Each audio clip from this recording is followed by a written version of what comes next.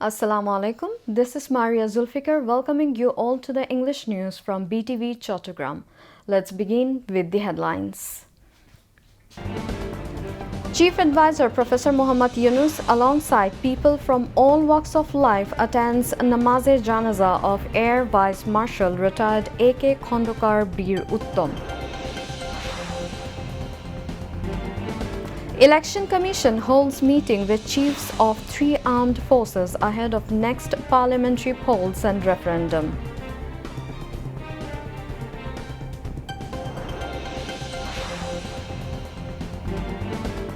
Six Bangladeshi soldiers killed in Sudan laid to rest in respective villages following Namaz-e-Janaza held at Central Mosque of Dhaka Cantonment. People from various walks of life seek forgiveness of martyr Osman Hadi, paying tribute at his grave.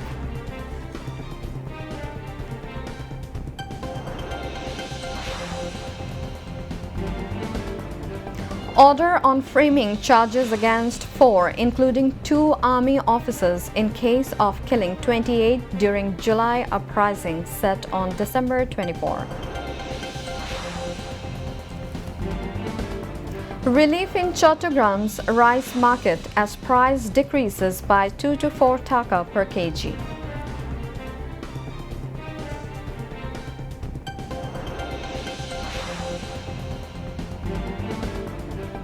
Trump administration prepares draft of Gaza reconstruction project with cost of $112 billion.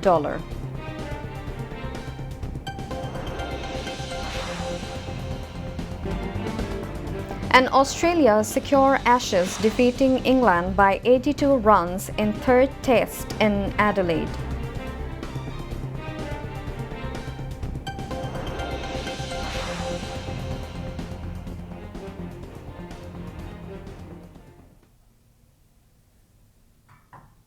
Viewers, those were the headlines. Now moving on to the details. Chief Advisor Professor Muhammad Yunus today joined the Namaz-e-Janaza of Deputy Chief of Staff of the Bangladesh Liberation War and First Chief of Air Staff Air Vice Marshal retired Abdul Karim Khondokar, widely known as A.K. Khondokar Bir Uttom at Bangladesh Air Force Base Bashar Parade Ground in the city. Prior to the Namaz-e-Janaza, pallbearers slow-marched the coffin to the stage while funeral parade was also held, giving a state salute to A.K. Khondokar. Bangladesh Air Force Biman Secretary Air Vice Marshal Abdullah Al Mamun read the biography of A.K. Khondokar, while A.K. Khondokar's son Jafrul Karim Khondokar spoke on the occasion. After Zohor prayers, Bangladesh Air Force Base Bashar Central Mosque Imam conducted the funeral prayers, attended by advisors of the interim government, chiefs of 3 services, senior civil and military officials, as well as armed forces members. After the Namaz-e-Janaza, on behalf of the President, his military secretary paid homage to A.K. Khondokar by placing a wreath on his coffin. Chief Advisor Professor Muhammad Yunus also paid glowing tributes to A.K. Khondokar by placing another wreath on his coffin.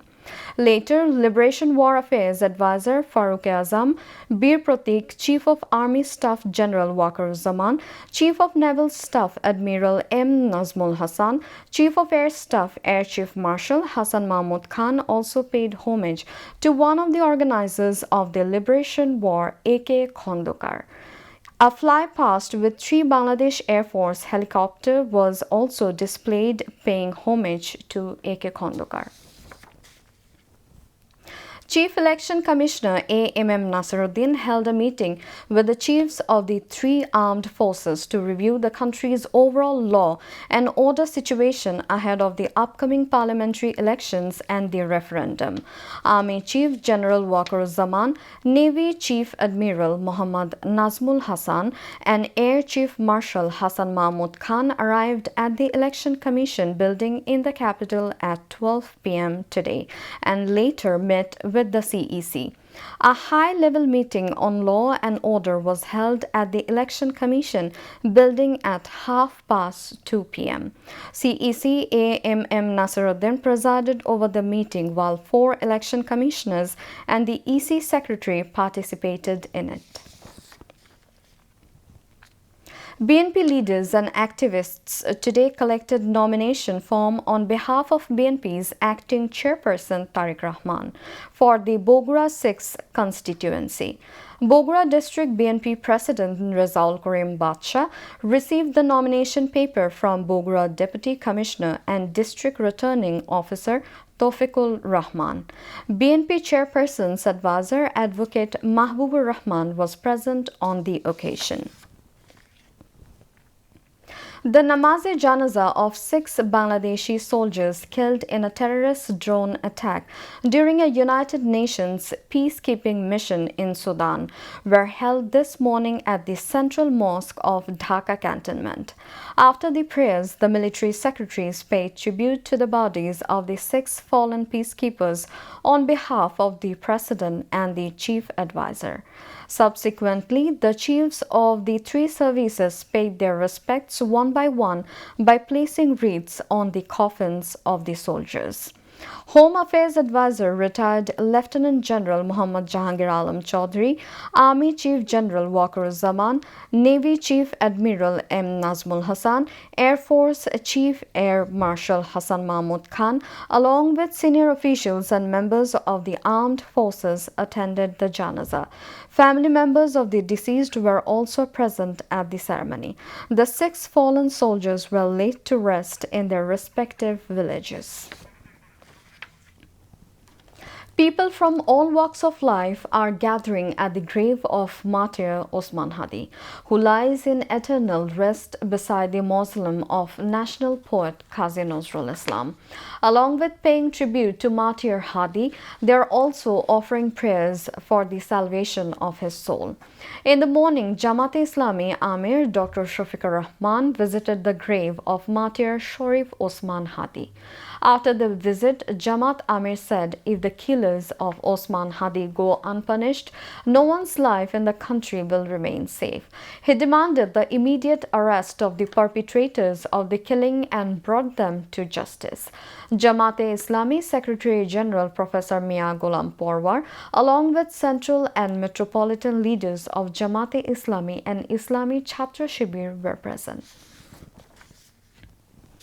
International Crimes Tribunal 1 has deferred its order on the framing of formal charges against Sheikh Hasina and 16 others, including former and serving army officers, in a crimes against humanity case over enforced disappearances and torture allegedly committed at the TFI cell during the Army League's 1.5-decade-long fascist rule. The tribunal set Tuesday as the new date for the order. The 3 members judicial panel led by Justice Ghulam Murtuza Mazumdar passed the order today. The accused in the case include Sheikh Hasina, her then military advisor Tariq Ahmed Siddiq, former Home Minister Asaduzzaman Khan Kamal, and 14 former and serving army officers.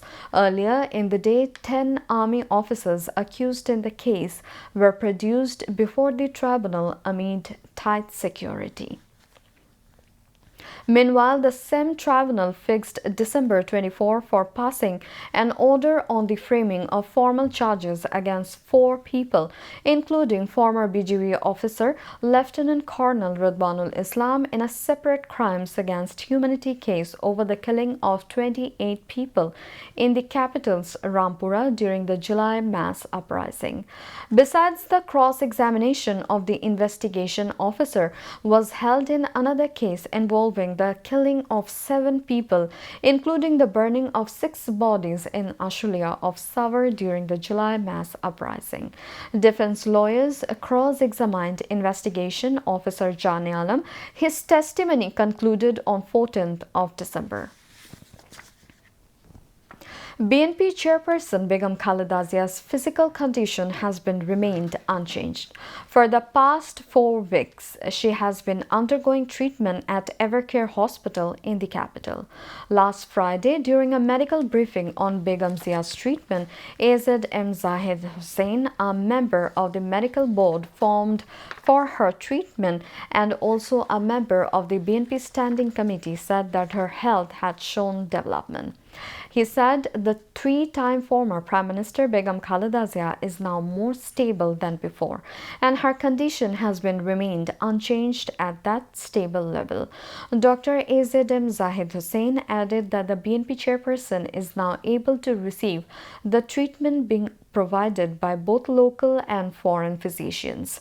Begum Khaleda Zia has been receiving treatment at Evercare Hospital in the capital since November 23. She has been suffering from various physical complications.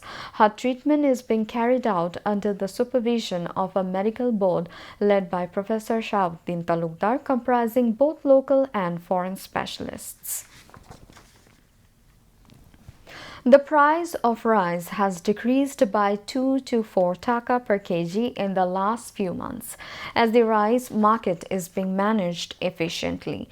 Traders in the wholesale market hoped that the rice market will remain stable due to adequate supply. The rice market has become stable due to various plans and management strategies of the government. The price of all types of rice has decreased in the wholesale and retail markets. Now everyone can buy rice according to their financial capacity due to this. Ordinary parboiled and boiled rice is being sold at 55 taka per kg, as imported rice has affected the market. The expected yield of almond rice has been added to the production of domestic and imported rice, due to which all buyers and sellers in the market are relieved. Wholesale rice sellers said everyone is satisfied with the rice market due to the government management.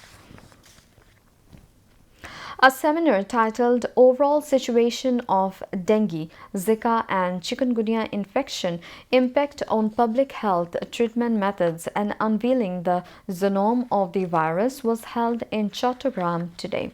City Mayor Dr. Shahadat Hussain was present as the chief guest in the seminar organized by the City Corporation and Esperia Health Research and Development Foundation at the city's Theatre Institute. He said the death rate due to dengue has decreased in the Chattogram city compared to before. Awareness should be raised among the people. Esperia Health Research and Development Foundation Chairman Ghulam Raki Masood presided over, while Dr. H.M. Hamidullah Mehdi of Medicine Department of Chattogram General Hospital and the doctors leading the research, among others, addressed the occasion. Now, international news.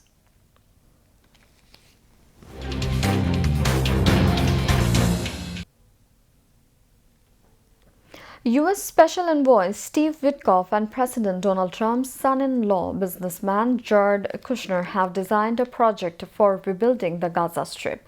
U.S.-based news media The Wall Street Journal reports Project Sunrise was designed to turn Gaza's rubble into a futuristic coastal destination.